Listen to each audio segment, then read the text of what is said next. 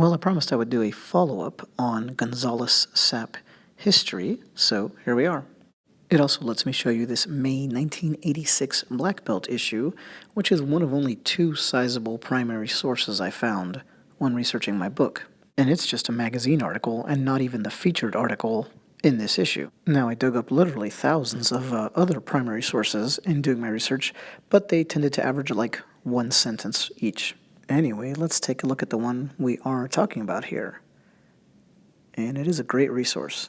It's narrowly focused on 20th century, late 20th century police saps and jacks, like these two Gonzales saps right here. So a very narrow focus compared to my overall book, but still quite useful. And here's my modern Gonzales 415 reproduction. As you probably know, this was the smallest of the Gonzales saps, so imagine how big the 187, pictured on the left, was. Good luck if you got clobbered with that thing. It was the largest of what I'll call the realistic Gonzales saps. So he had 3 out of a line of 4.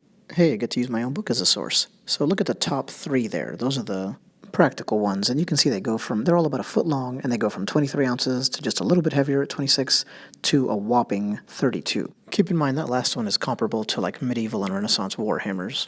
So all 3 of these were massive for traditional saps and blackjacks, with the 187 weighing about 4 times more than a typical sap. Finally, the 149 was more of a trophy and more suitable for like working out than actually swinging in combat. All weights are approximate, by the way, because these were not factory-made items, right? This is not from an assembly line. For instance, there's a vintage 415 that weighs 21.9 ounces. Like we talked about last time, this is very much a weapon by a policeman for other policemen. And that's why each model had a name that came from the California Penal Code. These codes would be used over the radio, so it's faster to say 245 in progress than to spell out what that crime is. You can go back to earlier in the video and freeze frame the screen if you want to see each of the 4 definitions. But you can see how the names overall were kind of a police in-joke. And remember, they were just a regional one at that. So let me give you a better look at the 2 that you've already seen, a little bit closer up. And if you notice on the bottom left, the interesting note is that the 415 was semi-standard for Los Angeles County sheriffs and marshals. Luckily, they took this picture for us, so you can see a 187 in hand. And as it mentions there in the caption, this was not used a lot because it was very difficult to carry and not something police authorities were comfortable with being out on the street. Just too big, which means too heavy, which means too dangerous. And really, just imagine trying to put that in your pocket and walk around. Regardless, all Gonzales saps were meant to be used with the broad surface that we're looking at here, the part that's facing us, on either side, of course. And remember, the load kind of bulges out, so it's really a reduced striking surface in a way, but it's still broad and smooth. But it's going to deliver quite a wallop because of the mass that we talked about in all 3 of the models. Even traditional flat saps, which are meant to do the same thing, to distribute the impact, and are actually flat, give more of a stinging, focused strike. Here's Officer Arthur Lamb demonstrating a strike to the tip of the shoulder. That was a classic baton target, so even in the Victorian era England with wooden truncheons.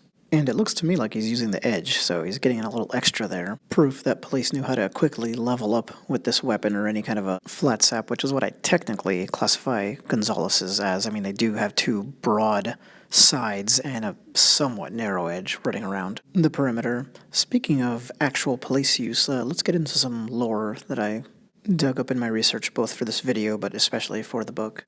One officer said if you hit someone with a 187 or a 245, believe him, they knew that they'd been hit, and I believe him. Another talked about hitting on the collarbone, another common baton or sap target, and he said it brought every one of them to their knees, so ouch. Yet another talked about using love taps to just convince the suspect to stop resisting.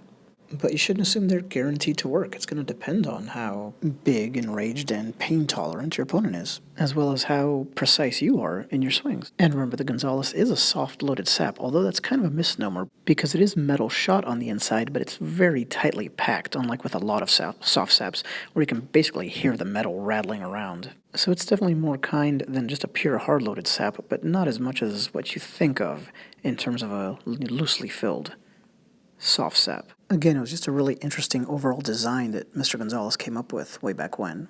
And his unique combination of design elements definitely struck a chord. It was popular with his fellow officers and for generations. They were even often passed down from one retiring officer to another.